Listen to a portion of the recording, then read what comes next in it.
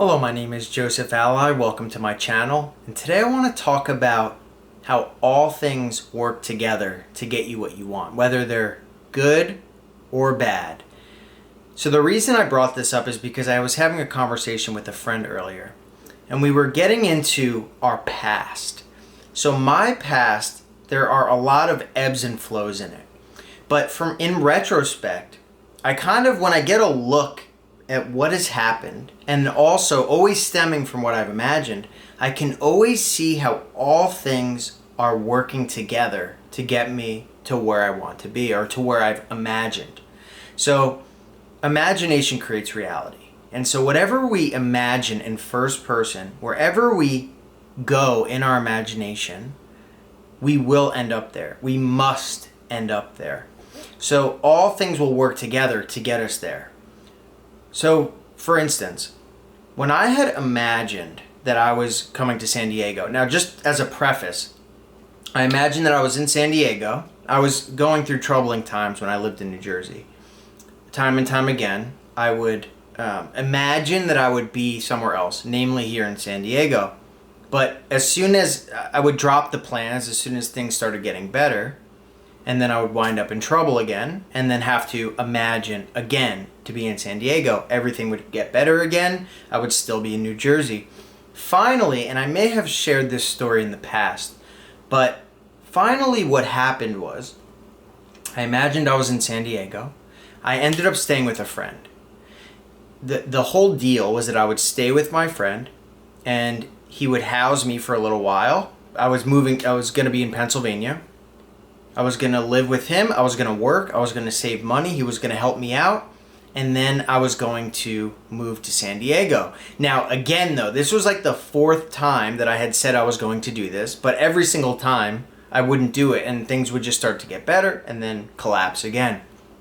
So this time was very interesting because a crazy bridge of incidents unfolded. So staying with my friend, we ended up getting into this big argument.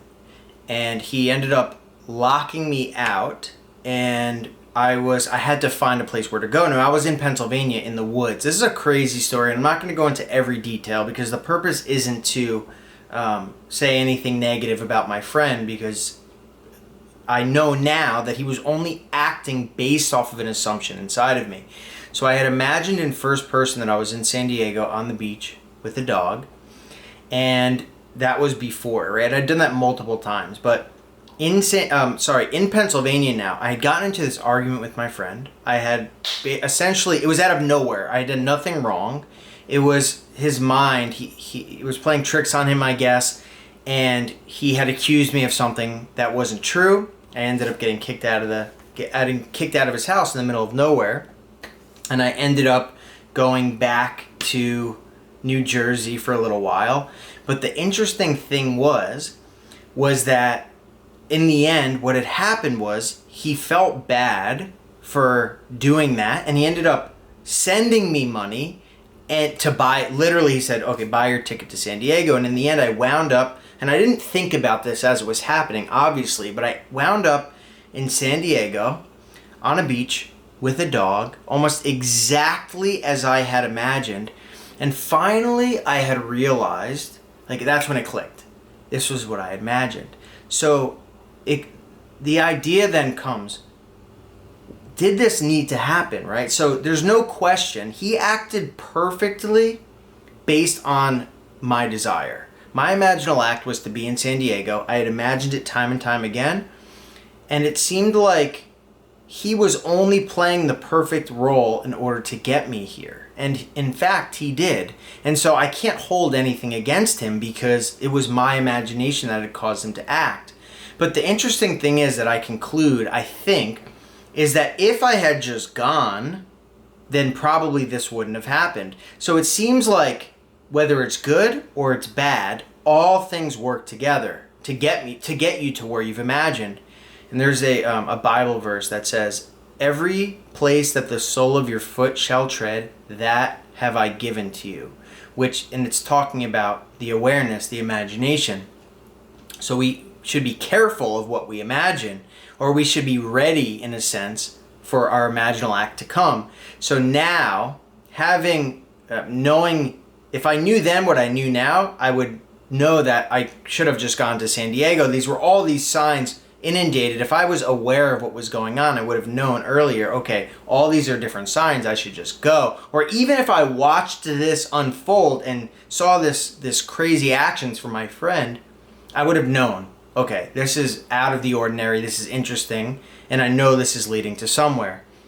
Because over time, when you analyze the past, you'll begin to see, like right now, if you looked at all the negative events or all the positive events in your life, and if you could trace back the imaginal act, every single time, there's no question, everything that I've ever experienced is all due to my imagination. So whether it's good, bad, or indifferent, it's all working to meet something that I have imagined. There's another verse that says, all things work together for good to those who imagine, essentially. That's what it says. It actually says all things work together for good to those who love God, but God in the Bible is talking about your imagination, for those who love to imagine. When you imagine, no matter what it takes, you can test this, all things will get you there. A bridge of incidents will unfold. That's all things working together to get you to where you imagined. Another event that I encountered, and this is interesting, I'd say 9 years ago when I first started to manifest, the way I learned was through the Bible, but not through the church. I was in a very small Bible study group where we basically took the translations of the Greek and the Hebrew and we applied it, and that's how I learned how to manifest, right? So it's in 1 Corinthians chapter 13. It talks about the manifestations of the Spirit. But nevertheless, I remember when I was there, it didn't sit right with me, right? So Neville Goddard teaches the Bible in a way that no one else that I've ever met teaches. But I didn't hear about him until a few years ago. So this whole time, when I was in that Bible study, I just remembered knowing that this wasn't right. I knew that some of it was right. I knew that prayers were being answered. I knew kind of how to manifest, but I knew that what I was learning was incorrect. And so the interesting part is that eventually what happened is I had a fallout. I had a fallout with the little group and I never went back. And I just remember though, like I had some experiences, like the first time, within the first 2 weeks of going to that Bible study and learning how to pray or manifest, right? Imagine, that's when I received the promise, right? The mystical experience that Neville Goddard talks about, which is an explosion in the front of the mind. And it's basically proving that this creative power lives inside of you. Now, at the time, I had no idea. I didn't know what that was, but I just knew that it happened. And exactly what happened was I had this voice in the back of my head saying, like after I had started reading the Bible, and the voice said, something big is going to happen in the middle of the night. Now, it wasn't a voice like a voice. It was like a thought, and it was my own thought, but it was just interesting. And then 3 days later, I woke up in the middle of the night, and in my mind, I said, in the name of Jesus Christ. And the reason I said those words was specifically because I had just been reading about it. I knew nothing at all about the Bible. I just said it, and all of a sudden as I said it, boom, there was an explosion. As soon as the T in Christ finished, an explosion. And so anyway, the reason I'm telling you all this is because when I explained the experience that I had, no one really understood what was going on. Like, no one, they just told me to be quiet because it would scare people or people would think I was crazy. But I knew what I had experienced. And so I had that experience in my mind all this time. That's basically the cornerstone of my life, because before then I had no idea, like something's inside of me, what? So at that time, feeling unsettled about it, I just imagined and knew that I would find the truth about whatever was going on. And so the interesting thing is that through that experience, I left that group. Well, I got basically shunned. And from there, I went on my journey, right? Studying all different manifestation teachers. I left the Bible behind. I went to Napoleon Hill, Joseph Murphy, Abraham Hicks, Joe Dispenza, and many other people who I can't even name, but scouring, obsessively studying, just like I do now with all those people, systematically testing, all of them failing to some degree, correct in some degree, tracking everything I've done. And finally, in the end, I wound back up at Neville Goddard, which is interesting because it brought me back to the Bible, where it explains in Matthew 24:27 about that promise. The thing that I had experienced, which is interesting. But the whole reason I'm citing these experiences is because I set into motion through my deep desire and imagining that I would receive those things. And these events, which can be perceived as negative or bad, all took place.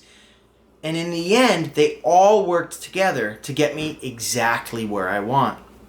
And one last quick story is, and I shared this on my blog, and I think in a video before, but there was a woman who was living in her van out in front of my house, and she had 3 almost feral dogs. They were barking all night. She would go and get drunk.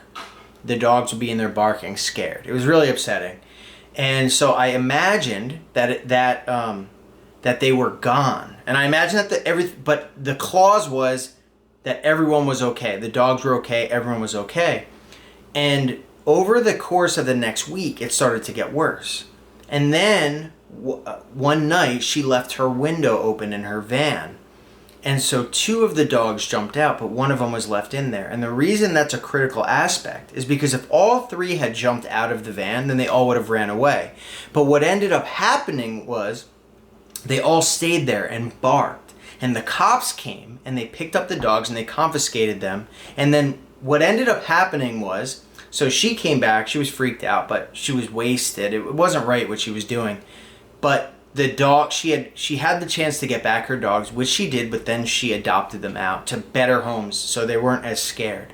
So it may seem as a terrible experience, but that all works together for good to your desires. So sometimes we have to sit back and think, why is this happening? Is this leading me somewhere? Don't always go to worst case scenario, but think, what did I imagine?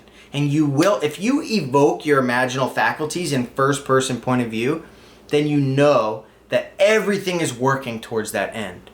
So I hope this was helpful in describing negative things, but all things exist and are powered by our imaginal acts.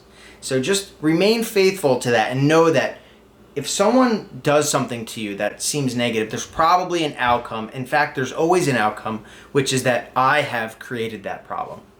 So I hope this was helpful. If it was, definitely subscribe. Hit the bell icon. Stay tuned for more. Go to the website sovereignmind.com and register for my email list. Thank you so much.